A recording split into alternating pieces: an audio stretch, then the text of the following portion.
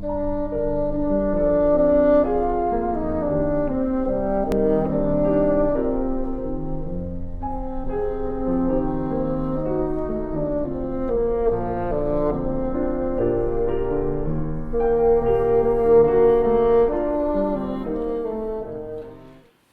now we're going to profile this piece of cane. So the cane needs to be centered on the barrel, both from end to end and also left to right. So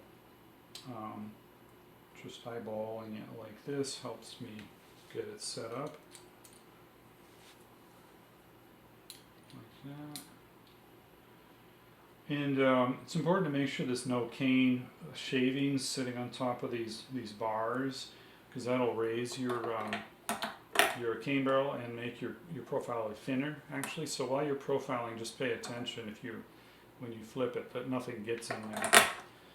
Likewise, keep the blade clean from shavings as well, and make sure that the ramp that the bearing follows on is clean too and doesn't have dirt on it. All those things can change your profile. So the profiler can be used to score your collar if you like. So if you put it all the way to the end and just rotate the cane barrel underneath, you can get a little score mark there for getting your collar lined up. That might help you get a little better start to your cut. There's two techniques to use when you profile. One is a stripping cut, where you put a lot of pressure on the cane barrel with the blade and try to strip off the bark. So that's what we do first. Generally, it's best to start in the center with your cut and move to the side, go back to the center and move to the side. This is especially true if you have a double barrel profiler or a profiler that puts a thinner cut on the sides than it does in the center, because there will be a little torque that the blade will put on it, and it can actually slightly move when it gets very thin, especially slightly move it in one direction or another, and your spine may be off as a result. So I always like to start in the center and press down and then push all the way to the end like that, and then move it, make sure my cut is overlapping the previous cut like that, and then finish on the side, and then go back to the center, do another cut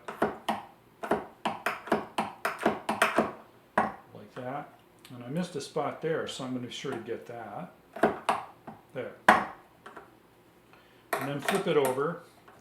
And it's very important to do a little bit on one side, do a little bit on another, do a little bit on another, and a little bit on the other, so that you don't go all the way down and finish on one side. That the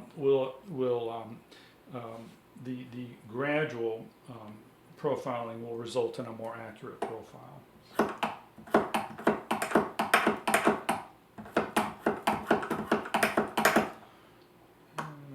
There.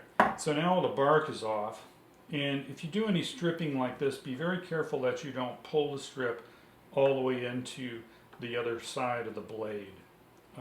That can result in a profile that's too thin as well. The profiler should be set up so that the blade cuts just a little bit past the center line and cuts off the fiber that's on there on the other side. So if I flip this over, some of these should come off. The next cut I'm going to make is just the profiling or trimming cut, and this is a faster movement with the right hand, and many passes, and very slowly turning the left hand, the barrel with the left hand. Okay, you need to go gradually here, and remember that the profiler blade is actually a scraper. It's not a cutter, so you're not going to like cut all the way down to the lowest level for your profile with one pass. So just take it easy here, and you'll get a more accurate cut if you have a little patience. I'm also slightly lifting up the carriage each time, so I don't drag the blade back like that. That can, over time, that can dull the blade.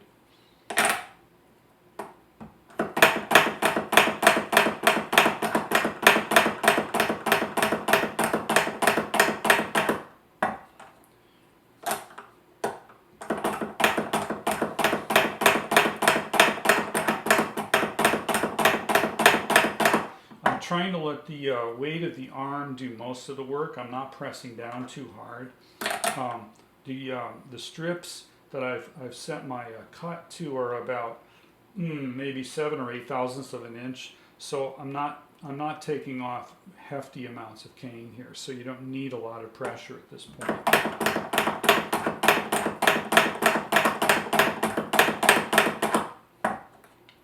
A few more passes and we should be done.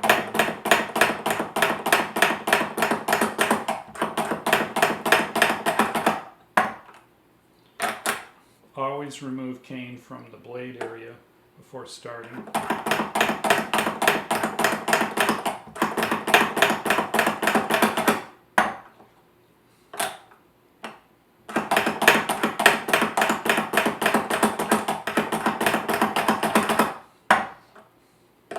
You may notice as you finish that the cuts are getting shorter. So for instance, there's one of the first cuts and there's one of the last ones.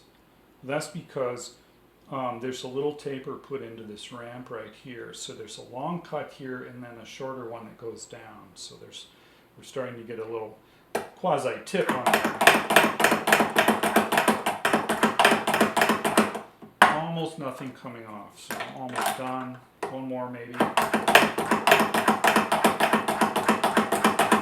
That's going to be good, so we're done. Now you can, at this point, if you want, if your barrel has a center line marked, you can put a scoring knife there, hold it in place, and then just turn it like that and score your center mark. Or you can do that on an easel, it's up to you. You can also do a little bit of finishing on this with your file or with your knife if you like, on the collars. I choose not to at this point, but that's an option for people if they want.